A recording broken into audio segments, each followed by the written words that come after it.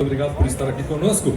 Vamos passar imediatamente, olha, lembrando a todos que para o sorteio do carro, amanhã, no final do evento, devem preencher o cupom lá próximo do carro mesmo, tá? Não é o crachá, tá? Pro sorteio, não é o crachá. É o cupom que vocês têm que preencher para concorrer ao sorteio do veículo 0 km amanhã, no final do evento. Muito bem. Então vamos passar agora para a palestra A Importância da Segurança e Medicina do Trabalho em Empresas Prestadoras de Serviço para a Prevenção de Acidentes. Convidamos o engenheiro Deusomir Júnior, engenheiro de telecomunicações e especialista em análise comportamental. Vamos recebê-lo, senhoras e senhores. Seja bem-vindo. Deusomir, o palco é seu agora, por favor.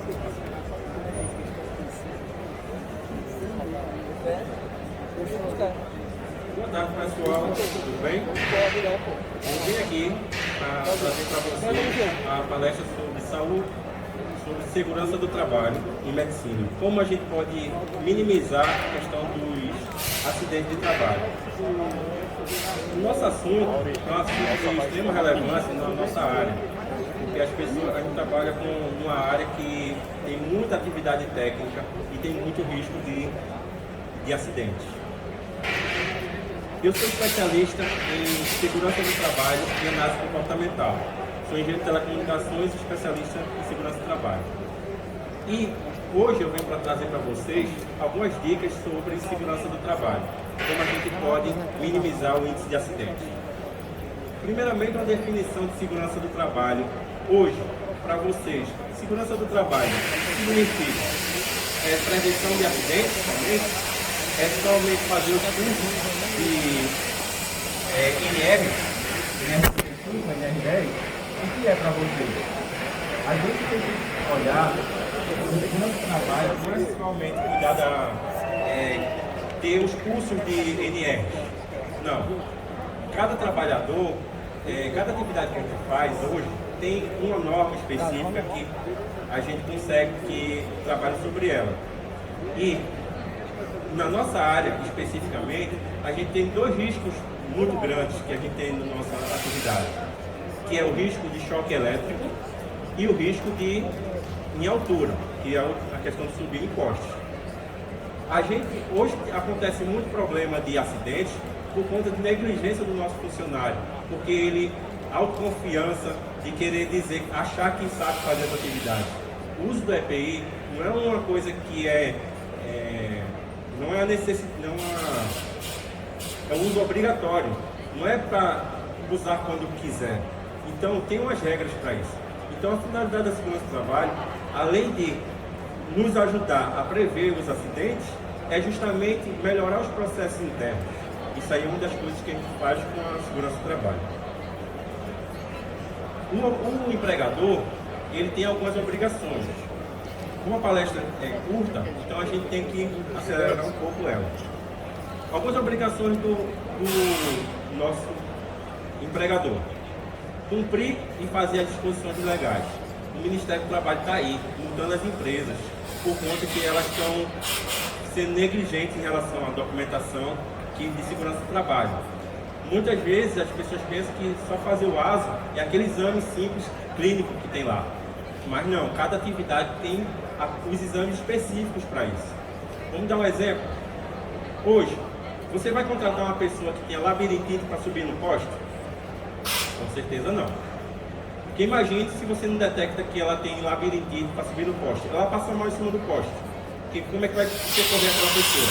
Se não tiver, se o ajudante não tiver NR específico também. A obrigação do empregador hoje é fornecer todo treinamento necessário para isso, para que o funcionário trabalhe adequadamente aquela função que ele está lá. É a principal obrigação dele. Além de que isso é uma exigência legal, né? O Ministério do Trabalho está para ir para multar quem está desobedecendo isso. E obrigações, por exemplo, agora do empregado. O empregado tem a obrigação de usar o EPI na atividade dele. Você sabia que se ele não usar o EPI, você pode demiti-lo por justa causa? É uma coisa que pode ser feita. Mas também você sabia que o funcionário pode pedir a recusa de uma atividade que ele esteja executando? Ele pode pedir a recusa de uma atividade quando se tem os documentos e protocolos corretos para isso. Ele pode se recusar a subir no poste em época de chuva. Você não pode obrigá-lo. Mas ele tem que mostrar por que aquela atividade está sendo vista. Então, o poder de recusa é muito utilizado pelo funcionário para poder... ele não pode submeter aquele risco que tem naquela atividade, naquele momento. Mas ele tem que saber como fazer isso e qual é o método e procedimento para isso, certo? Das obrigações, por que toda empresa tem que ter? Primeiro, é uma obrigação legal. Toda empresa tem obrigação. Vai desde uma cozinha até um serviço especializado de telecomunicações. Todas as áreas têm sua regra e têm suas normativas regulamentadoras, que são padrões estabelecidos para evitar acidentes de trabalho. Segundo ponto, segurança para a empresa. Quanto mais seu funcionário usa o EPI, mais ele sabe sobre as normas de segurança, menos acidente vai ter. Então, mais segurança para a empresa, menor custo para isso. Além de que você pode, isso serve para organizar internamente o processo de protocolo. Quem aqui já parou para olhar que seu funcionário fica mais eficiente quando tem a ferramental adequada, quando ele usa o equipamento correto, quando ele faz a atividade com material e ferramental adequado. Eu digo esse exemplo aqui simples para dizer sobre, por exemplo, uso do material adequado. Se você compra um material, vamos dar um material aqui, por exemplo, cordoária de elétrica. Cordoária de elétrica, qual é o impacto dela no leva-choque? Zero. Porque o material dela não conduz eletricidade.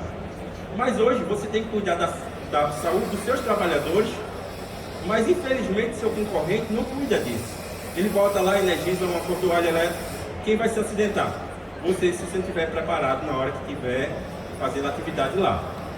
Imagine levar um choque com uma cordoalha de elétrica. Quantas cordoalhas energizadas a gente encontra no mercado? Quantas cordoalhas a gente vê em vídeos do YouTube mostrando, até parece brincadeira, ó. Bota o testezinho lá mostrando que está com eletricidade nela. Se você usa um material adequado, você previne, reduz custos e ainda melhora o seu desempenho. Então, toda empresa tem que ter segurança do trabalho, independente do tamanho dela, independente de quantos funcionários você tem. Você pode começar, cada empresa tem seu nível de segurança do trabalho que deve ser exigido. É o que eu vou mostrar agora. Alguns documentos, aqui, primeiramente vou mostrar alguns documentos que são da segurança do trabalho, depois as pessoas que trabalham em segurança do trabalho. Quais são elas? O primeiro programa que a gente fala é o programa de gerenciamento de riscos, que é o PPRA, antigo PPRA, que agora é PGR. Esse programa ele vai falar para vocês quais são as normas, quais são os riscos que tem cada atividade. Na nossa atividade principal temos dois riscos principais na área de provedor, que é choque elétrico e trabalho em altura. Então, risco de queda. Então, se a gente sabe isso, o pessoal faz já no automático, não tem que fazer o curso de NR10, o curso de NR35, mas tem muito mais normas, são 36 normas. Então, na nossa área, pelas documentações da empresa, a gente precisa ter essa primeira documentação, que é saber quais são os riscos da nossa atividade. Segundo ponto é o documento essencial, que é o documento PCMSO, que é o Programa de Controle Médico de Saúde do Trabalho. Esse programa, essa documentação, ela serve para mostrar quais exames que cada atividade deve ser feita. Quem trabalha interno tem um tipo de atividade, tem um tipo de exame, e quem trabalha externo tem um tipo de exame. Por exemplo, hoje, os asos da sua empresa estão sendo renovados anualmente. Você já verificou se está corretamente adequado à função que a pessoa está? Quem é interno, por exemplo, só faz o clínico, mas quem é externo faz 7 exames. E esses exames, cada área tem cada área específica tem os exames. Na nossa área são 7 exames, mais o ASO 8. Então, será que você está olhando corretamente para os riscos daquela atividade que ela está fazendo, é isso que a gente tem que parar para pensar. É isso que a gente tem que parar para prever. Porque prevenção é uma coisa que a gente tem que fazer sempre. Evitar acidentes, não queira que chegar nesse quarto item não. Que é primeiro vem um atestado de saúde ocupacional, que é atestando que a pessoa está apta para aquela atividade. E depois tem o comunicado de acidente de trabalho, que é o CAT. Espero que ninguém precise usar esse documento, porque esse documento afasta o funcionário para o INSS. Esse documento é um documento exigido para atestando que o trabalhador teve acidente de trabalho. Isso aí é complicado. E análise ergonômica de trabalho, que é a análise do ambiente de trabalho quando a pessoa trabalha interno.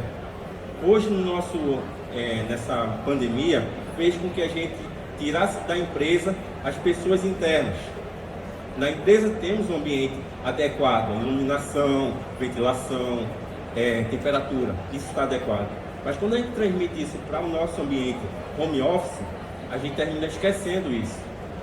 E se a gente não analisa isso para os nossos funcionários, a gente vai chegar ao ponto de ter outro tipo de doença, que é a doença mental do seu funcionário. Então a gente tem que sempre estar se atualizando.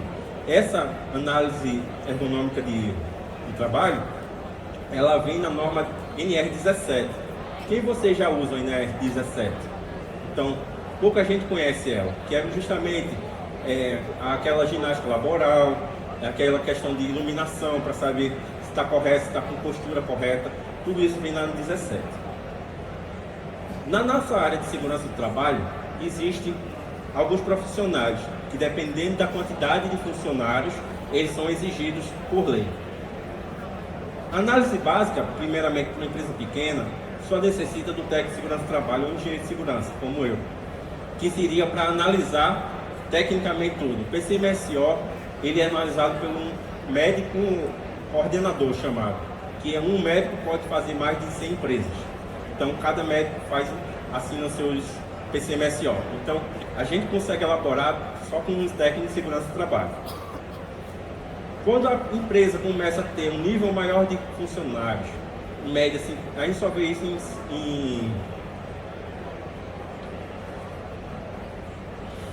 Desculpa, perdi o ar. A gente vê isso mais na questão da engenharia civil, que é em construções civis. Construções civis, a gente precisa ter um enfermeiro e um médico de trabalho, que é onde tem mais de 50 funcionários. Quando você tem acima de 50 funcionários, tem que ter um enfermeiro residente, ou seja, é uma obrigação legal ter isso. Mas aqui são pessoas que trabalham na área, são pessoas que têm as qualificações para isso. Mas aqui eu vou mostrar para vocês algumas das normas e algumas dicas de como melhorar, certo? Como você pode prever os acidentes. A NR1 é a primeira NR que a gente chama ela de ordem de serviço. Essa NR mostra para o trabalhador qual é o risco que tem a atividade dele, quais são os EPIs que ele tem que usar. Isso é feito geralmente na integração de cada funcionário na empresa. Ela faz exatamente quando o funcionário entra na empresa. Você tem que deixar claro para ele a função que ele tem. A segunda, que acho bastante importante e relevante, é a NR5. Ela é já utilizada quando você tem um nível mais de 10 funcionários. Essa daí é onde faz a sigla de CIPA, que é o Conselho Interno de Prevenção de Acidentes, que elege um funcionário para ter estabilidade e fazer todas as normativas. Então, é um conselho que geralmente é criado quando a empresa já tem um nível de funcionários já mais alto. NR6, que é a NR do uso do EPI, né? Que é equipamento de proteção individual, que vai falar para vocês quais são os EPIs, como usar esse EPIs, como usar o cinto. O cinto tem a forma certa de usar. Aqui eu vou mostrar para vocês alguns vídeos, 2 videozinhos rápidos, mostrar a importância do capacete, certo? Imagine você estar lá numa torre e cair uma ferramenta. Olha o que pode acontecer. Morte, final. Aqui um exemplo do uso do teste de uma roupa anti-chamas. É um EPI isso aí também, pessoal. Então ele está queimando, está tocando fogo com maçarico, o EPI. mostrando que ele suporta isso. Então, essa roupa, ela não é um fardamento normal como qualquer outro que a gente usa no dia a dia. É uma roupa, é um EPI, que ela tem na composição dela uma química que faz justamente esse retardo do fogo. Então ela não queima, entendeu? E aqui seria uma demonstração mostrando o uso do talabarte de forma correta. Como o tempo é curto, eu posso mostrar esse vídeo lá no stand, para mostrar a vocês como o uso correto do trava-quedas, certo? Que mostra que, com a linha de vida mostrando que ele é essencial e ele suporta a queda e a pessoa não cai. E é justamente hoje o pessoal usa o EPI desconfiando do próprio EPI. No outro evento que a gente faz anualmente, que é lá em Olinda, a gente tem um simulador de segurança que a gente bota em prova isso, mostrando quanto a pessoa confia no próprio cinto. Você confia no seu próprio cinto quando você está vestido? Porque tem gente que usa o cinto, mas não confia que ele vai atender às normas de segurança, vai segurar ele quando cai. Se você não estiver bem preso, não tiver com linha de vida, com certeza não vai acontecer, certo? Nesse vídeo a gente vai mostrar isso, ele sobe, mostrando como ele funciona para subir, depois mostra como ele vai, simulando que ele vai cair e ele se prende também. Mostrando o modo correto de retirar, ele tem que se prender primeiro, depois colocando novamente para descer.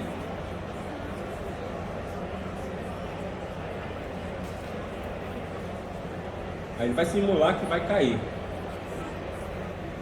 Olha, desceu normalmente. O trava-quedas ele não trava, não fica. Se está travando na hora que você está fazendo, pode estar sendo usado de forma incorreta. Tem que saber, verificar se vocês estão usando de forma correta. Olha, ele caiu, mostra que o cinto é seguro e o cinto serve para aquela finalidade que ele foi disposto. Aí vem a questão de mais duas normas, para a gente poder entrar nos detalhes. A NR7 e a NR9. Esses documentos que eu falei, PCMSO e PPRA, é uma norma ativa, é uma norma regulamentadora que tem que ser cumprida. É a NR7 e a NR9, que é justamente sobre elas que as documentações da empresa. A famosa que a gente já conhece, que é a NR10, segurança em eletricidade, e a NR35, que é a questão do trabalho em altura. Qualquer trabalho acima de 2 metros é necessário que use os equipamentos de proteção em altura. A 17, ergonomia, que vai falar sobre a postura, né? Muito usada nos trabalhos, quem trabalha interno, trabalhador interno. NR33 para quem está trabalhando em dutos subterrâneos ou valas, que precisa saber sobre a norma, confinamento, certo? E temos aqui as principais causas de acidentes. Hoje, no seu trabalho, acontece muito falta de concentração, o pessoal fica de conversinha na hora do trabalho. Tome cuidado, isso pode ter risco de acidente de trabalho. Cultura de distração. As equipes têm que, quando está trabalhando, tem que isolar suas áreas que estão trabalhando. Então, se não isola a área ou trabalha, você vê muito aí vídeos na internet do pessoal usando EPI dançando. É um ato incorreto, porque você está danificando as peças do cinto, que fica batendo. Aquilo ali pode tirar a resistência do seu equipamento. Mas o pessoal usa de brincadeira. Só vai saber quando não vai funcionar quando tiver um acidente. E aí, quem é responsável por isso? A empresa. Então, quando você está no horário de trabalho, você tem que pensar que você tem que ter um respeito disso. Então, quanto mais respeito, quanto mais menos distração você tiver, melhor para a sua segurança. Segurança não é brincadeira. E você, dono de empresa, você é corresponsável. Se seu funcionário não usa o EPI, você pode punir por isso. Tem que se usar o EPI. Você fornece o EPI e ele tem que ser usado. Principalmente porque você tem que pedir para ele assinar um papel que recebeu o EPI. E um dos deveres do funcionário é conservar o EPI. Não pode pegar o EPI e jogar de qualquer jeito no chão. Tem gente que faz isso. Você vai terminar perdendo seu EPI e tem que trocar com menos tempo. Se você acredita que tem solução para evitar acidentes, vou mostrar algumas delas. Se você, como empresa, garante a integridade do seu funcionário, você termina atraindo ele mais para perto de você. Você deixa ele mais eficiente e mais organizado. Então, aqui uma dica de segurança do trabalho é garantir a segurança do trabalho do seu trabalhador. Que aí você vai trazer para ele o segurança e vai deixar os seus processos corretos, seus processos de forma adequada.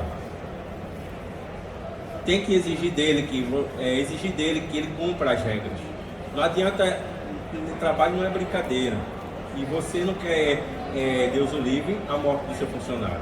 Então a gente tem que prever isso. Trabalhar com prevenção é fundamental. Segundo ponto, reduzir o risco das atividades. Você tem que fornecer para o seu funcionário material adequado e ferramental correto. Se você não fornece isso para ele, ele vai começar a fazer gambiarra.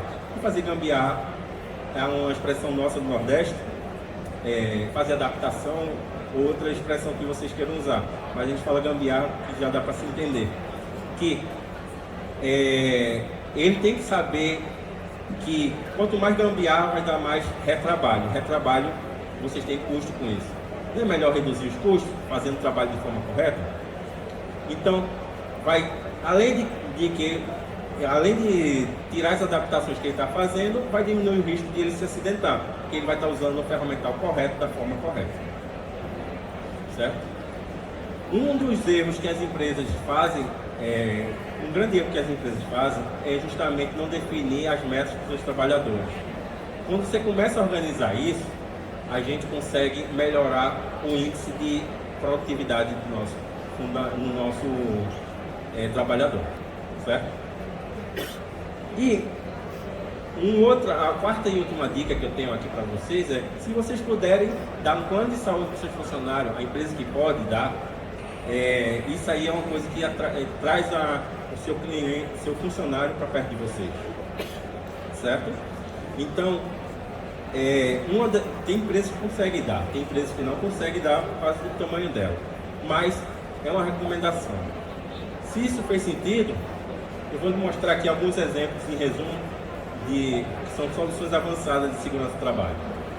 Aqui são os cursos que vocês normalmente vão precisar: NR10, 35, 6, 33, 17 e primeiro socorro. São treinamentos que podem ser feitos online ou presencial.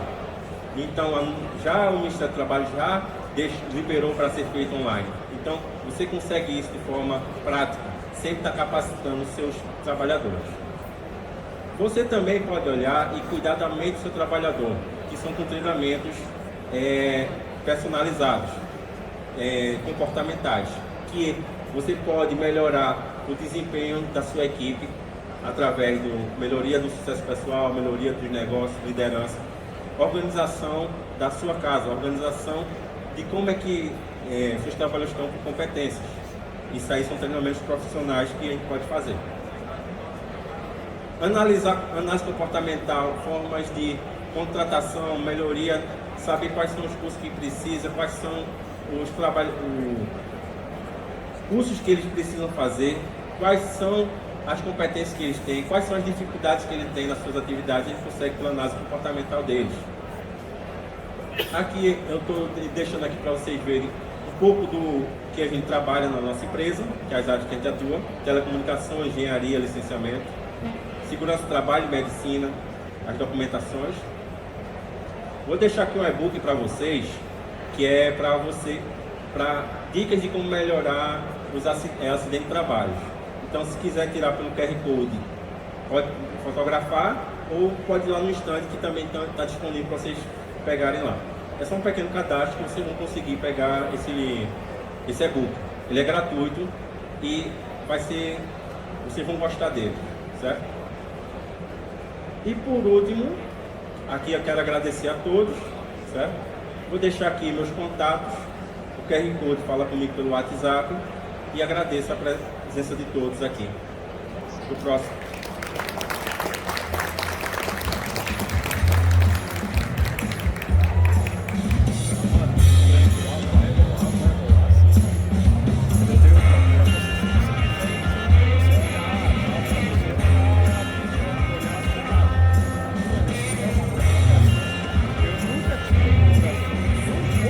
Muito bem, muito obrigado, Deusomir, pela sua participação. Deusomir Júnior, engenheiro em telecomunicações. Obrigado pelas palavras ditas aqui no nosso palco. E dando prosseguimento, teremos agora o tema utilizando inteligência artificial no seu provedor. Convidamos ao palco André Ribeiro, engenheiro de telecomunicações. Vamos recebê-lo.